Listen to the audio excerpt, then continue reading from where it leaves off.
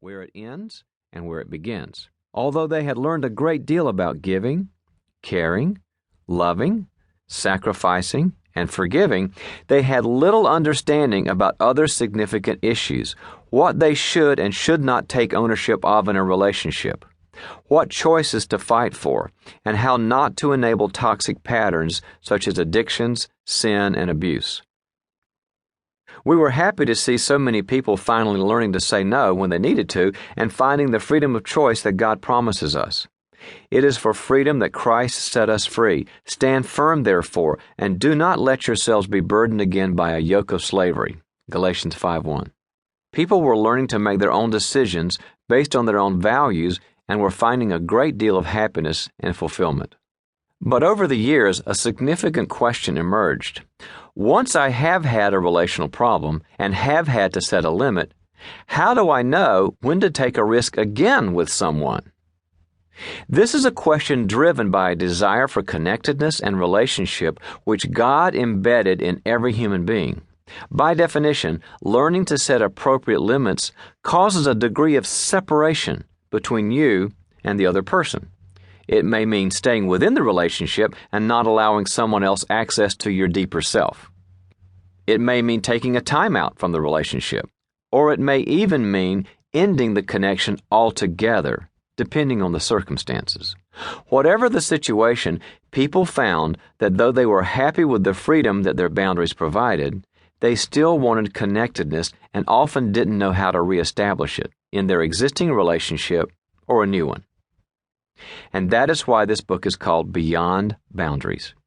It is designed to teach you how to identify and grow from whatever went wrong in the relationship, help you to determine if someone is worthy of your trust now, and show you how to manage the process of opening up in a gradual and safe way.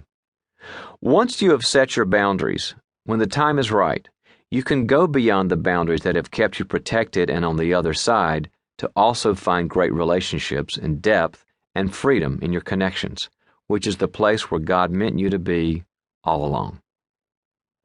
A vision of life beyond boundaries. Here are a few examples of how I've seen people move beyond boundaries. In the workplace, Glenn and Rich, both friends of mine, were partners in an investment firm. Things got difficult between them, and the situation didn't draw out the best in the two. They blamed each other, lost trust, and eventually dissolved the partnership. I was saddened by this not only because I liked both men, but also because I knew they were a great team. However, their self-imposed boundaries with each other gave them both time to reflect and grow. They practiced the principles in this book, and within a few years, they were collaborating on a project together again. In marriage, Teresa and Keith were in a 12-year marriage that was a train wreck. Keith was verbally harsh and self-centered. Teresa was needy and afraid of conflict. When I started seeing them as a couple, it was clear that though they cared about each other in the marriage, they were alienated and felt hopeless about the future. In the course of the counseling, Teresa had to set clear boundaries with Keith. When he became harsh and critical, Teresa usually complied and gave in just to keep the peace and at least have some connection with him. But she learned to tell him clearly, "I care about us, but this behavior hurts me and isn't acceptable. If you won't be kinder to me, I'll go to another room and may even ask you to leave the house until you choose to stop this." And Teresa had to do that for a while. Gradually, Keith began to change inside. He softened up and connected to Teresa. Uncertain if the change was authentic, she did not immediately become vulnerable with him.